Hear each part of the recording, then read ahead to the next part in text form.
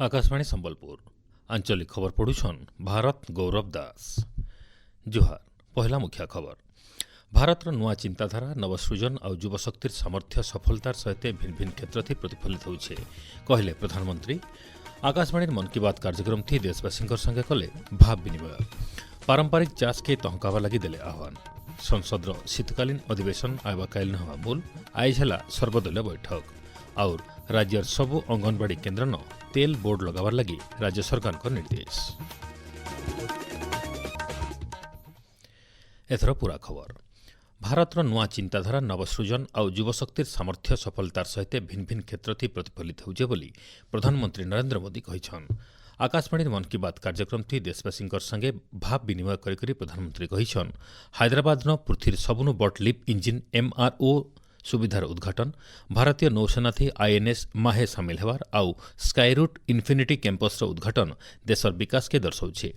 चाष क्षेत्र थी भी देश 397 न्यूटन टन रेकर्ड परिमाण खाद्य शस्य उत्पादन करी माइल खुंटा स्थापना करिछे बोली श्री मोदी कहिछन। प्रधानमंत्री कहिछन G20 शिखर सम्मेलन थी भोकल फॉर लोकल अभियान झलक देखबार के मिलथिला। देशवासी स्वदेशी दरब लगी आग्रह बढ़ुछे बोली Shri Modi कहिछन।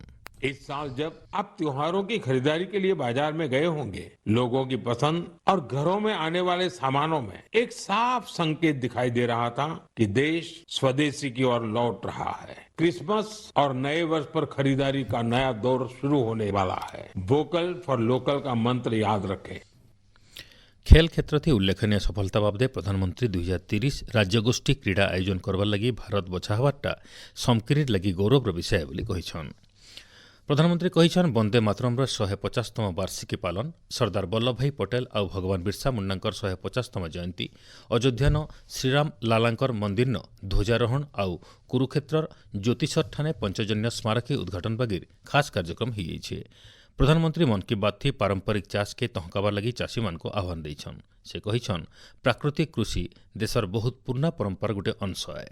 Highly qualified professional अब नेचुरल फार्मिंग फील्ड को अपना रहे हैं। नेचुरल फार्मिंग भारत की प्राचीन परंपराओं का हिस्सा रही है और हम सभी का कर्तव्य है कि धरती माँ की रक्षा के लिए इसे निरंतर बढ़ावा दें। शीतकालीन पर्यटन संभावना बाबदे प्रधानमंत्री कहिछन पर्वत संस्कृति दुस्साहसिक खेल लगी देशे बहुत संभावना रही। उत्तराखंड शीतकालीन पर्यटन बहुत लोग को आकर्षित करुछे।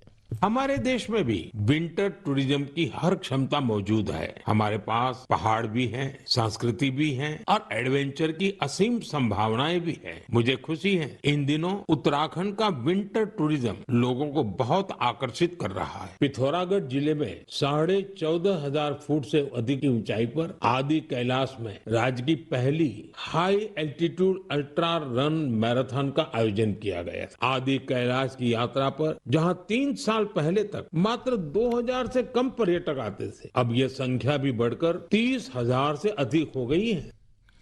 इसरो तरफ होइथिबा ड्रोन प्रतियोगिता बाबदे प्रधानमंत्री कहिछन जुआन पीढ़ी लगी समर्पित ई पदक्षेप विकसित भारतर सपन के साकार करबार थी खूब उपयोगी हेबा। मन की बात थी देश महू उत्पादन थी नुआ रेकर्ड करिछे बोली श्री मोदी कहिछन। गला 11 बछर भितरे देशे महू उत्पादन पाखापाखि 2 गुणा बढ़िछे। सेडा किछि बछर भितरे महू रप्तानी 3 गुण अधिका बढ़वार सहित मधु मिशन कार्यक्रम थी महू चाषी मानकर आर्थिक उन्नति होइछे बोली प्रधानमंत्री कहिछन। प्रधानमंत्री श्री मोदी आयबा 2 तारिख काश्मीर नमो घाट हबार के 4 नंबर काशी तमिल संगम थी भाग नेबार के सबको आह्वान देछन।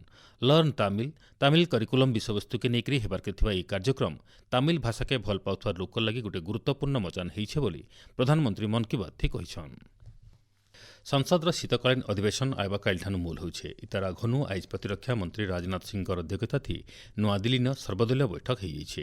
बैठक थी केन्द्रमंत्री JP नड्डा, आईन और सामाजिक न्याय मंत्री अर्जुन राम मेघवाल, सूचना और प्रसारण राष्ट्रमंत्री डॉक्टर L मुरुगनकर सहित संसदीय व्यापार मंत्री किरेन रिजिजू उपस्थित थिले। ई बैठक थी 36टा राजनीतिक दलर 50 जन प्रतिनिधि सामिल होते। संसदीय व्यापार मंत्री श्री रिजिजू बैठक थी सूचना देकरी कहिछन ई अधिवेशन थी 14टा भिन्न भिन्न बिल उपस्थापन करा। सरकार बाकी सब जरूरी प्रसंग पर गृहन आलोचना करबार के तैयार अछन बोली श्री रिजिजू कहिछन। इन जनाई दिया जाय पारे जे आयबा 19 तारिख तक चलबार के थिबा ई अधिवेशन थी मोट 15टा कार्य दिवस रही।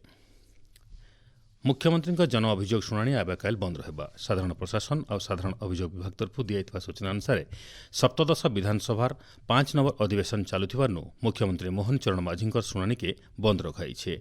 आयबा शुणाणी तारीख गणमाध्यम जरिए लोक जन दिज्व विभाग तरफ कहुई। आपण माने खबर शुणुछन आकाशवाणी संबलपुर केन्द्रनु।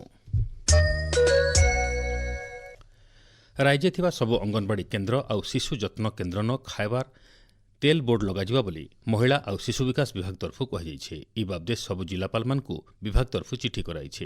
केन खाइबार दरफथी केते मात्राथी तेल रही ताके देखाबार लगी विभाग तरफ कड़ा निर्देश दिया।